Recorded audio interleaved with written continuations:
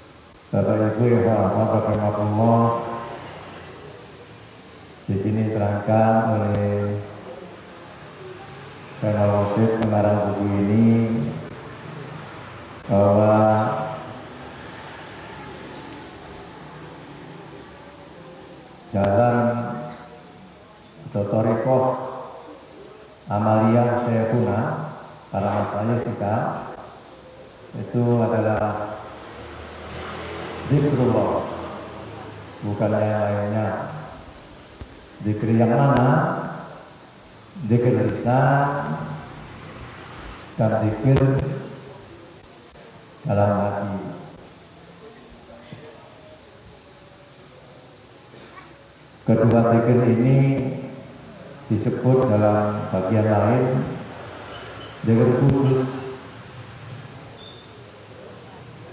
Siapa saja yang bisa mengikuti mengamalkan zikir khusus, maka orang ini akan menjadi orang-orang khusus.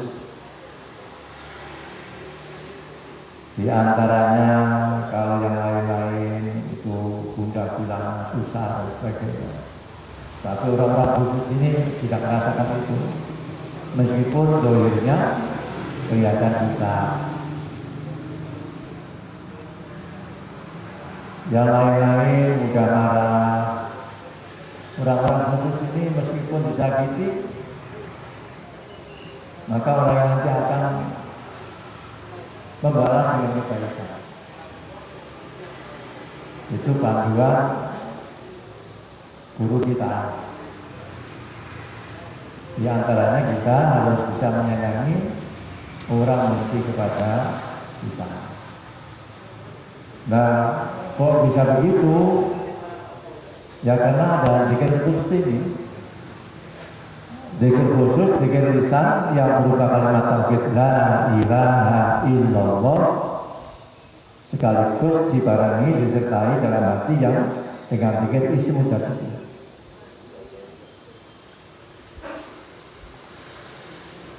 Begitu istimewanya kalimat ini, kita dilatih oleh guru kita untuk menghafalkan zikir yang lisan ini dengan tataran atau ukuran paling sedikit tiap-tiap baca surat batu sebanyak 165 kali. Jangan kurang lebih banyak sekali. Andaikan ada suatu kerepotan, tidak cukup waktu 8-10 menit, mungkin kerja dan sebagainya, maka kita diberi rukhsah keringanan. Cukup mengamalkan la ilaha 3 kali saja. Tapi nanti kalau kita punya uang, kita baca kita tahu. Dengan seterusnya lihat jumlahnya saja.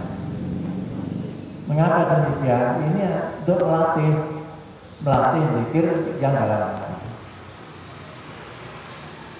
Karena dari dalam hati yang merasuk rasa. Nah, zikir lisan ini untuk membersihkan debu-debu, kotoran-kotoran yang menempel di dinding hati.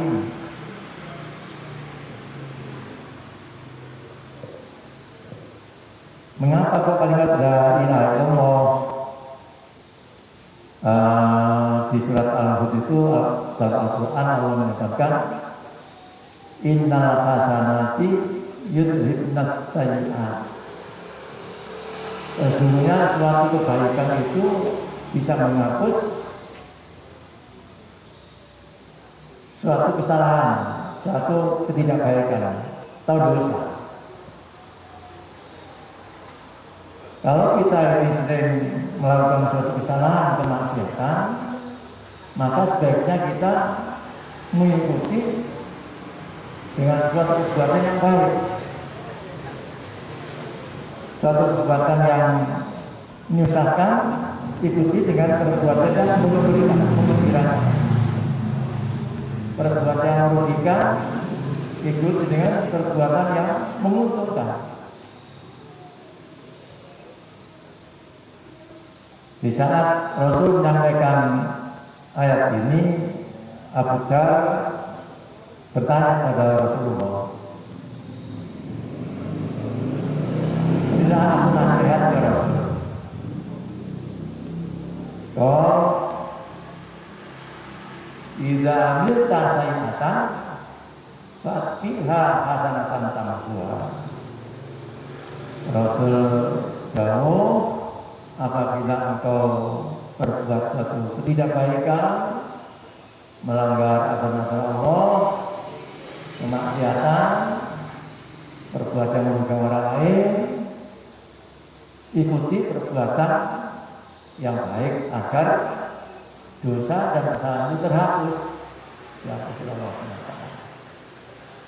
Nah, karena Abu Dhar ini termasuk jenis seperti ya Yazid, seperti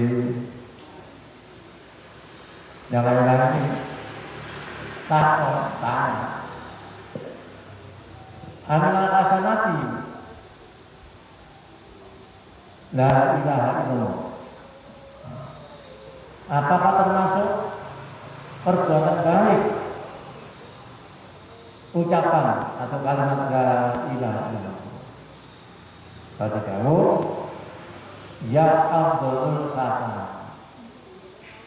Kalimat la ilaha illallah itu suatu perbuatan yang paling utama, suatu kebaikan yang paling utama, afdhalul hasanah. Makanya kita ini berapa sering, dan kemarin juga gitu. Setiap ada kesempatan mesti saya kalau sekarang yang ahli menyampaikan kalau ada apa saja kurang gitu. Kemarin itu apa ya?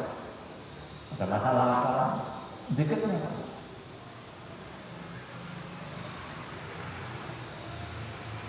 Beliau sebenarnya menyampaikan coba dengan pisang, dengan didengarkan saja, pasti ada. Begitu pentingnya zikir ini untuk kesempurnaan dalam kehidupan.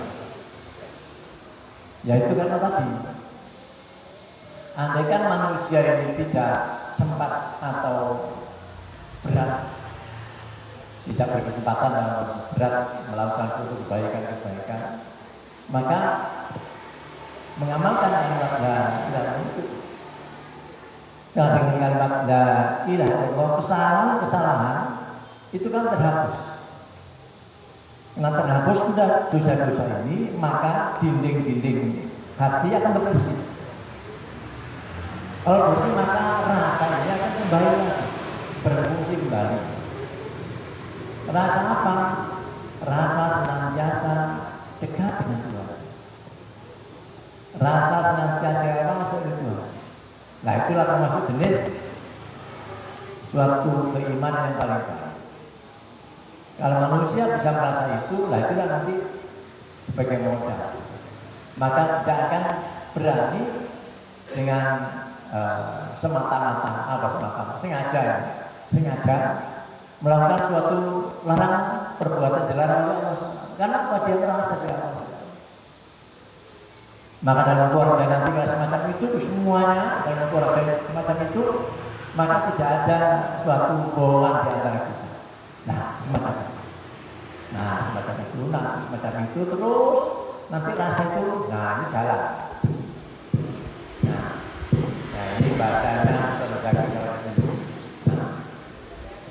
Kalau ini jalan, maka nanti ibadah itu nanti akan berdimensi dua. Yang lahir dengan la ilaha illallah lisan, yang batinnya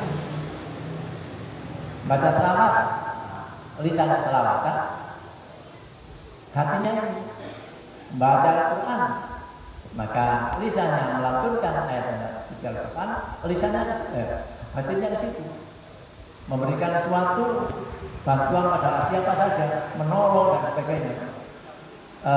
Lahirnya semacam itu, batinnya semacam itu. Karena lahir ini fungsinya untuk khalifatullah fil ardh, berbuat kebaikan untuk orang lain.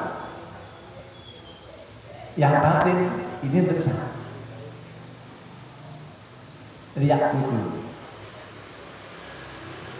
untuk mendekat pada Allah SWT, marifatullah.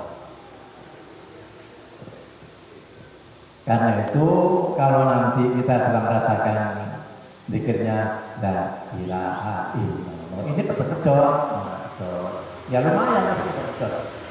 3 kali nyambung, berapa kali gak nyambung, sih lumayan. Kalau kita ngeblek, maka itu karena kata beliau kurang zikirnya. Artinya apa? Masih banyak dosa-dosa, masih banyak debu-debu yang menempel di dinding hati, sehingga belum bisa merasakan kehadiran Allah SWT dalam ilmu. Nah, kalau dalam segala aktivitas semacam itu, lahirnya beraktivitas, entah melihat, entah mendengar, atau beraktivitas bergerak, berucap dan sebagainya, hatinya semacam itu, itulah namanya al-ibadah. Dalam buku ini di bagian lain diterangkan al-ibadatu tatanawwa. Ibadah itu macamnya banyak. Tidak ke situ. Saya sebutkan selawatan ibadah, sholat ibadah, Al-Quran ibadah, sedekah ibadah, senyum ibadah. Nah, buat guru pihak apa yang dilakukan itu yang di dalamnya yang diingat hanya satu. Amut iyawa itu, amat guru dia. Apa yang diingat saat melakukan suatu aktivitas itu hanya satu wahidun subhanahu wa ta'ala, yaitu kalau semacam itu nanti terus semacam itu, maka nanti orang nanti berbuat kebaikan. Nah, itulah orang-orang beriman. Jadi orang-orang iman itu nanti berbuat kebaikan. Sebab orang yang beriman tidak akan berbuat suatu tidak kebaikan, mesti berbuat baik.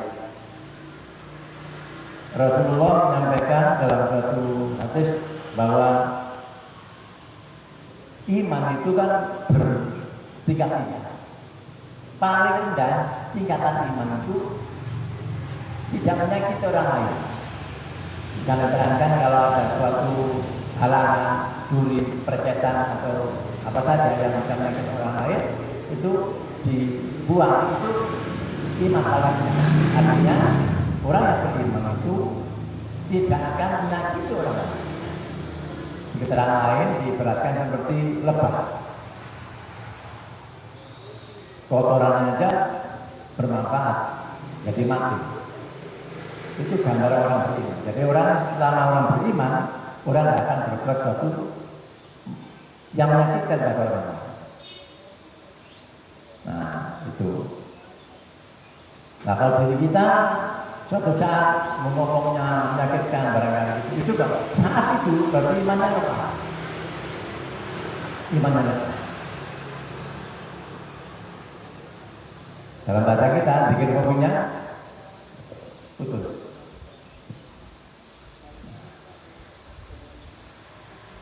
Orang beriman mesti berbuat kebaikan, tapi orang berbuat baik belum tentu iman. Orang beriman mesti berbuat kebaikan, perbuatan yang baik oleh seorang belum tentu orang itu beriman.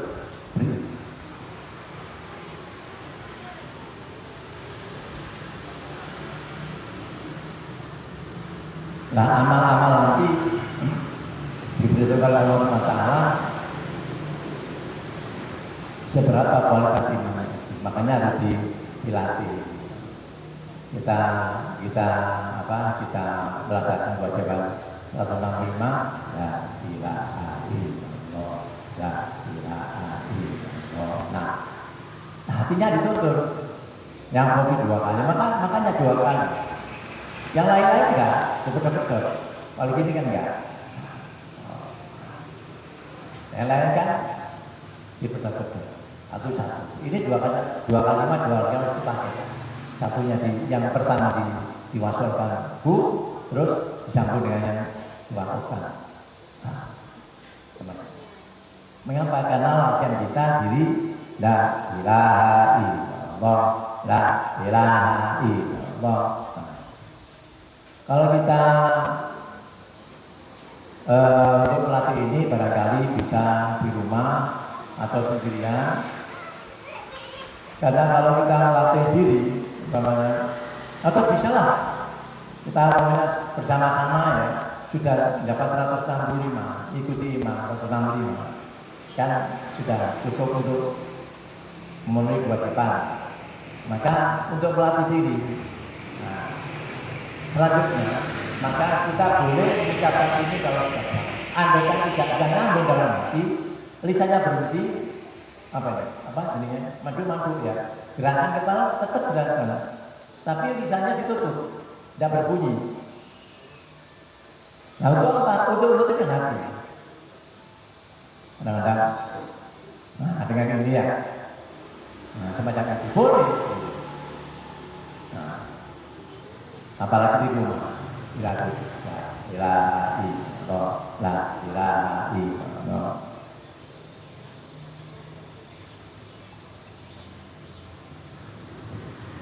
Ini nanti bisa diteruskan momennya dalam sholat, karena sholat juga ada rukun qawli dan af'al secara qalbi. Allah, andaikan Allah ini tidak bersama-sama kami, tidak apa-apa, Allah Akbar. Tapi tidak, ini tidak tidak bunyi di sini. Nah, di sini. Bismillahirrahmanirrahim. Alhamdulillahirrahmanirrahim. Di sini. Nah, nanti kalau memang itu semacam dilatih, lama-lama nyambung, terisi semua. Mengapa kok nyambung? Karena masuk rasa tadi. Nah, dilatih. Demikian juga dalam kehidupan kita sehari-hari. Kita berkomunikasi dengan yang siapa saja. Andaikan tidak bisa sama yang ini, maka saat kita berhenti, ini dijalankan hatinya. Saat kita berhenti, jalankan. Demikian terusnya. Nanti akan nyambung sendiri. Saya pernah dulu, siapa yang dimotivasi saya lupa. Untuk melatih bikin kopi ini gini, 2 jam, jangan sampai lebih dari 2 jam kita lupa. Nah ini 2 jam, ingatkan teman-teman. Lupa lagi, ini jangan sampai 2 jam, ingatkan. Ini biasanya bisa terjadi semacam itu kalau kita bertatap muka, berwajah, berkumpul dengan teman-teman seperjuangan seperti ini. Ini ada ya, semacam itu.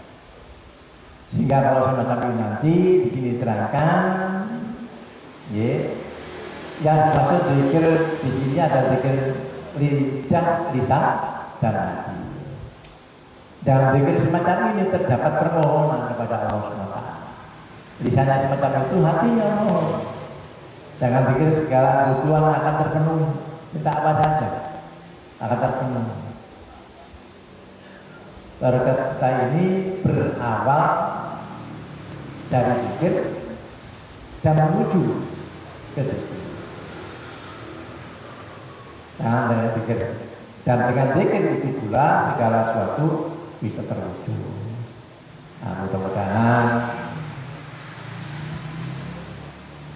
apa yang kita lakukan semacam ini nanti bisa menyempurnakan amal-amal kita.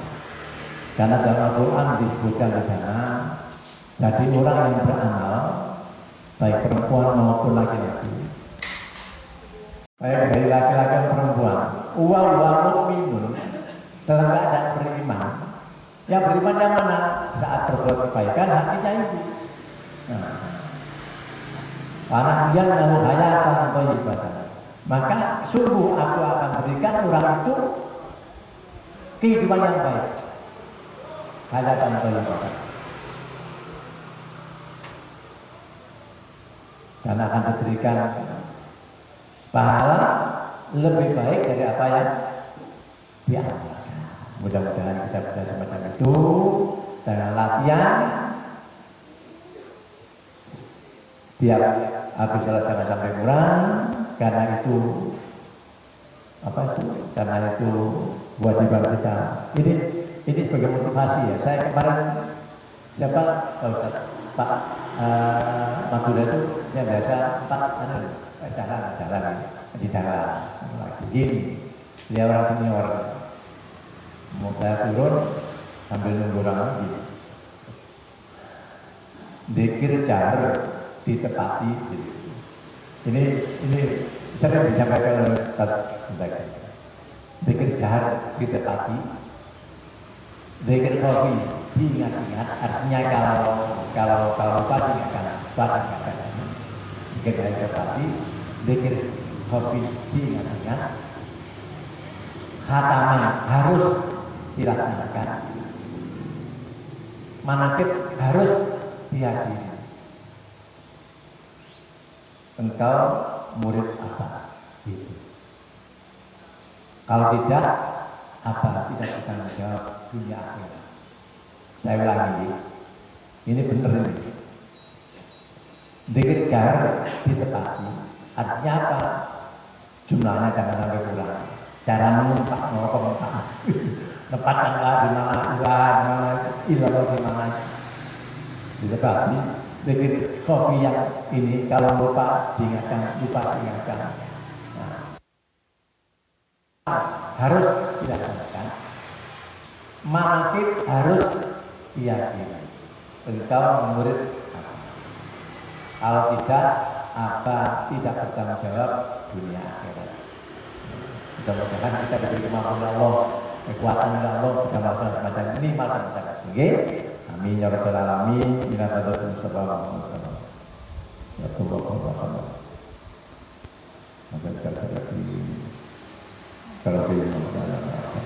Al-Fatihah. A'udzu billahi minasyaitonir rajim. Bismillahirrahmanirrahim. Ya kana na'budu wa iyyaka nasta'in. Ihdinas siratal mustaqim. Bismillahirrahmanirrahim. Shalli ala sayyidina Muhammadin wa ala alihi. Allahumma anfa'na bima 'allamtana zidna ilman nafi'a warzuqna shukran ala ni'matika wa barakatuh. Birahmatika ya arhamar rahimin. Allahumma la tad'na fi hadina hadaka al-ghurfah wa la hamma illa farajta wa la dayna qadaita wa la hadan ka'idna wal akhirah qadaita ya Allah. Allahumma inna nas'aluka min khairi ma sa'alaka min Nabi Muhammad sallallahu alaihi wasallam wa na'udzu min sharri ma sa'alaka min Nabi Muhammad sallallahu alaihi wasallam. Antal musta'an wa lakal balagh wa la hawla wa la quwwata illa billah. Rabbana atina fid dunya hasanah wa fil akhirati hasanah wa qina adzaban nar. Subhana khairil khalqi sayyidina Muhammad sallallahu alaihi wasallam. Assalamualaikum warahmatullahi wabarakatuh.